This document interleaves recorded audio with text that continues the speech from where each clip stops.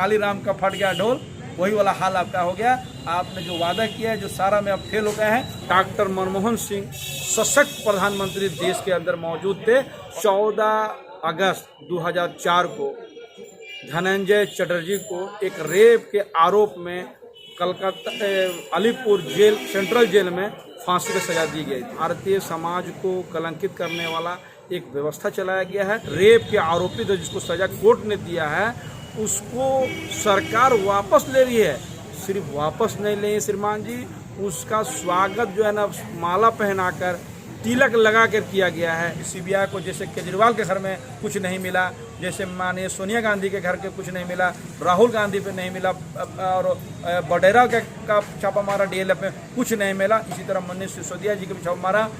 0 बट्टा सन्नाटा है। सीबीआई और ईडी और ये लोग जो है और आईटी का जो व्यवस्था है भारत में ऐसा किया जाएगा, एक राजनीतिक सनसनी फैलाना है। इन लोगों को पकड़ना किसी को नहीं है, परेशान सबको करना।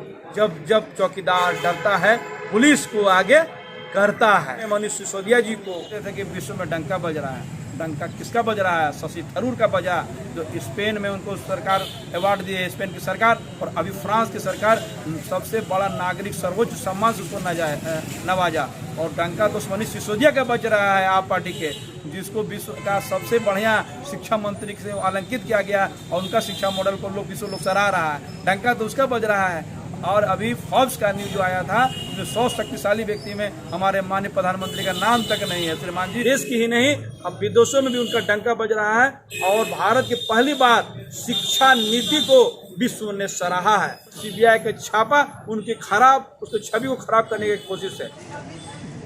धनबाद के सामाजिक कार्यकर्ता MK आज़ाद जी हैं। अच्छा आज़ाद जी, ये बतलाइए कि अभी गुजरात मामला में लेकर के जो बिल्किस का मामला जो आया है उस पर आपका क्या कहना है? देखिए, बड़ा दुर्भाग्य की बात है कि एक रेपिस्ट का सजा याफ्ता लोगों के सजा को सरकार द्वारा वापस लेना, ये एक बहुत बड़ा जघन्य और भारत की तस्वीर को खराब करने का एक बहुत बड़ा व्यवस्था है।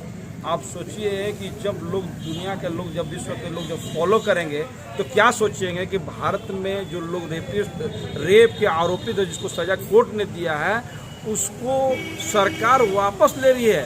सिर्फ वापस नहीं ले श्रीमान जी, उसका स्वागत जो है ना माला पहनाकर तिलक लगा कर किया गया है। एक विभत्स चेहरा है। ये भारतीय समाज को कलंकित करने वाला एक व्यवस्था चलाया गया है, जिससे भारत के ज़्यादातर सभ्य समाज के लोग जो है वो बहुत आहत हैं। आपको याद होगा कि 14 अगस्त 2004 को धनंजय चटर्जी को एक रेप के आरोप में Calcutta Alipur jail, central jail में फांसी की सजा दी गई थी।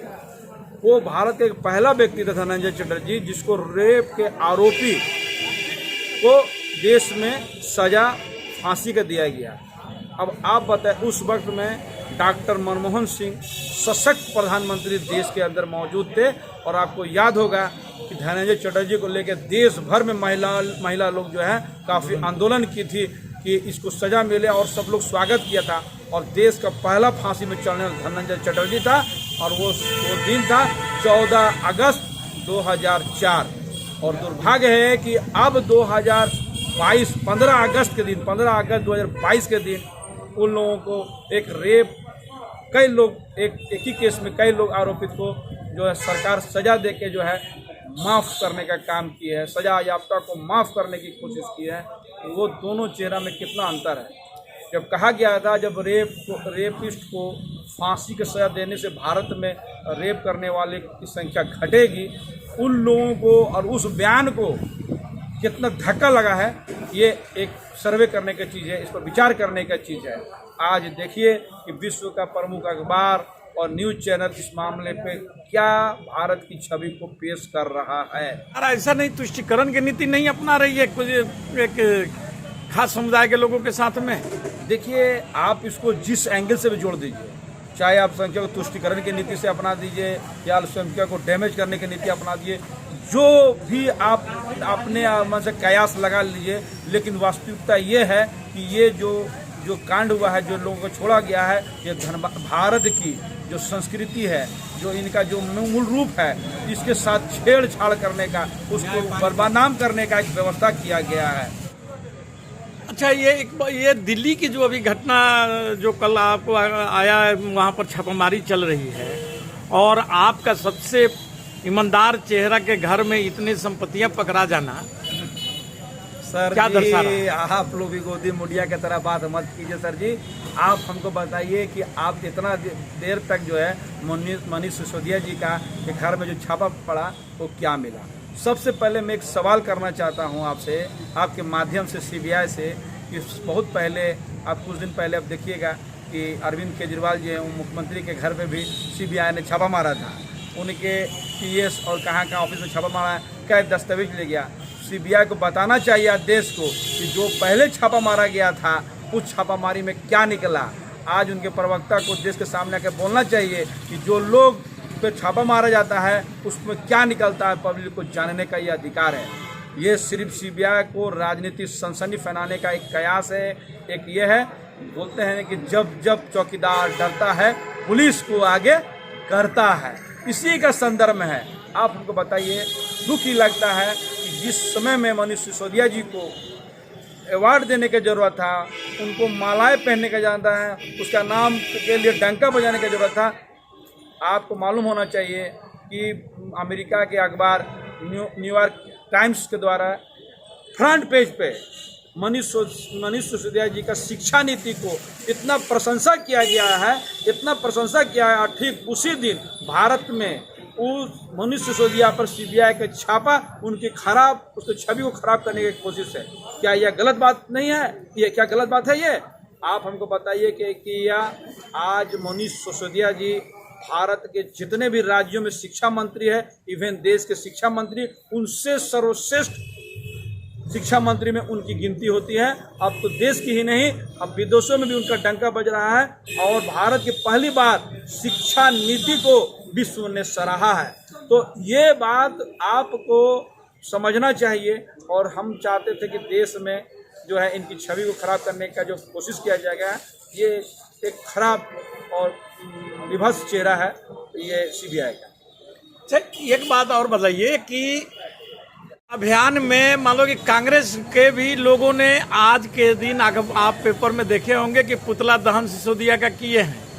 अगर मान लीजिए कि आप बोल रहे हैं कि ये केंद्र सरकार की ये दुरंगी नीति के कारण यदि मान लीजिए सीबीआई छापा या ईडी के छापा जो कर रहा है, लेकिन आज तो कांग्रेस भी समर्थन में और सिसोदिया के खिलाफ में पुतला दहन का काम किया है। देखिए, मैं राजनीतिक टिकट टिप्पणी नहीं करूंगा, लेकिन एक बात आप याद रखिएगा कि जो सीबीआई ने मनीष सिसोदिया के घर में छापा मारा, मेरा दिल और हमारा अनुमान कहता है कि सीबीआई को जैसे केजरीवाल के घर में कुछ नहीं मिला, जैसे माननीय सोनिया गांधी के घर के कुछ नहीं मिला, राहुल गांधी पे नहीं मिला, और बडेरा का छापा मारा डीएलएफ में कुछ नहीं मिला, इसी तरह मनीष सिसोदिया जी के भी छापा मारा। 0 बट्टा सन्नाटा है। सीबीआई और ईडी और ये लोग जो है और आईटी का जो व्यवस्था है भारत में, ऐसा किया जाएगा। एक राजनीतिक सनसनी फैलाना है, इन लोगों को पकड़ना किसी को नहीं है, परेशान सबको करना है। जैसे कि विश्व में डंका बज रहा है, डंका किसका बज रहा है? शशि थरूर का बजा, जो स्पेन में उनको सरकार अवार्ड दी है, स्पेन की सरकार, और अभी फ्रांस की सरकार सबसे बड़ा नागरिक सर्वोच्च सम्मान से उसको नवाजा। और डंका तो मनीष सिसोदिया का बज रहा है, आप पार्टी के, जिसको विश्व का सबसे बढ़िया शिक्षा मंत्री से अलंकित किया गया और उनका शिक्षा मॉडल को विश्व लोग सराह रहा है। डंका तो उसका बज रहा है। और अभी फोर्ब्स का न्यूज जो आया था, जो 100 शक्तिशाली व्यक्ति में हमारे माननीय प्रधानमंत्री का नाम तक नहीं है। श्रीमान जी, डंका कहाँ बज रहा है? एक आपका जो बोलती है ना, काली राम का फट गया ढोल, वही वाला हाल आपका हो गया। आपने जो वादा किया है, जो सारा में अब फेल हो गए हैं। अब जनता और पब्लिक सब लोग एक एक चीज़ को जानने लगी है। अच्छा, लोगों में एक ये भी चर्चा है कि मोदी जी पहले हर 8 दिन पर विदेश दौरा करते थे, अमेरिका चले जाते थे, लेकिन इधर हाल के वर्षों में साल भर से वो कहीं आ जा नहीं रहे। ऐसा क्या बात हो? सर जी, आज विश्व के जो हम लोगों का जो भारत का जो विश्व में विदेश जो नीति थी, उसको इन लोगों ने अपने दूरदर्शिता की वजह से उसको चरमरा दिया है। आज दुख की बात क्या है कि भारत के सब पड़ोसी देश से हम लोगों का संबंध अच्छा नहीं है। नेपाल, 3 बार यूएनओ में भारत का शिकायत किया है कि भारत जो है वो नेपाल के अंदरूनी मामले पे दखल देता है। आप हमारा नेपाल के साथ में जो वो संबंध था कि वहाँ पासपोर्ट और वीज़ा की जरूरत हमको नहीं पड़ती थी और हमको बहुत पुराना हम लोग को संबंध था, उस संबंध को भी हम बरकरार नहीं रख सके। और दुख ये है कि इस पॉलिसी की वजह से आज चाइना उनके हर क्षेत्र में घुस गया, जो सबसे ज़्यादा भारत के जिनसों पे जो अब डिपेंड था उससे वो अब चाइना से सामान परचेज कर रहा है। श्रीलंका हम जो चाइना से अपना बंदरगाह को गिरवी रखवा दिया, भारत फेल हो गया। ना हम म्यांमार से अच्छे संबंध बना कर रख सके। पाकिस्तान और चाइना तो हमारा दुश्मन ही है, लेकिन हम बांग्लादेश से किसी से हमारा संबंध अच्छा नहीं हुआ। आज एक भी हम गर्व से नहीं कर सकते कि कोई पड़ोसी, जिस तरह चाइना से लोग नाराज होता था सब पड़ोसी, आज भारत से बिहार पड़ोसी मन मोटा के रखा हुआ है। आप बता सकते हैं कि आपने श्रीलंका को सारा कुछ देने के बावजूद भी श्रीलंका ने क्यों हनुमानटोला में वो जो है जासूसी जो जहाज को आप जो है वहाँ पर लॉन्च कराने के लिए दे दिया? क्यों? आपने तो विरोध किया था, फिर भी आप लोग बात श्रीलंका लोग नहीं समझा कि आपकी पॉलिसी लैप्स कर गई ना। आपकी फॉरेन पॉलिसी क्या हुआ? फॉरेन पॉलिसी लैप्स कर गया। भारत एक समय में गुट निरपेक्ष देशों की अध्यक्षता करता था। आज आप अमेरिका खेमा में जाके बहुत से खेमा को नाराज कर दिए, न घर के रहे न घाट के। जी, आप एक कविता सुनाने के बोल रहे थे और जरा वो कविता आप सुना देते सर, हमारे दर्शक भी देखते हैं। और कविता क्या है, एक गाना है बहुत लोग ये करता है जिसको सुनाते हैं कि देश की हालत किसको सुनाए, तुम भी घायल हम भी घायल, तुम भी घायल हम भी घायल। आज देश की हालत है कि लोग एक दूसरे को जो है ना सुनाने से भी नहीं सुनते हैं, समझाने से भी नहीं समझ रहे हैं। देश की हालत ऐसे है कि 2 दून के रोटी के लिए लोग तरस रहे हैं, एक दूसरे से कर्जा ले रहे हैं और किसी तरह है। एक सर्वे बता रहा है कि आज मुथूट फाइनेंस के एक मैनेजर से मेरी बातचीत हुई, उन्होंने कहा कि लॉकडाउन से लेकर अभी तक भारत में सबसे ज़्यादा सोना जो है लोग गिरवी रखा है। आप सोचिए कि देश का जो लोगों की हालत क्या है कि सोना गिरवी रखकर अपना 2 जून की रोटी जुगाड़ कर रहा है। आप बताइए कि हमारे जो सरकार बनी थी, जो गरीब को लोग सबका साथ सबका विकास को जो नारा है वो कहाँ चला गया? आज आप बताइएगा।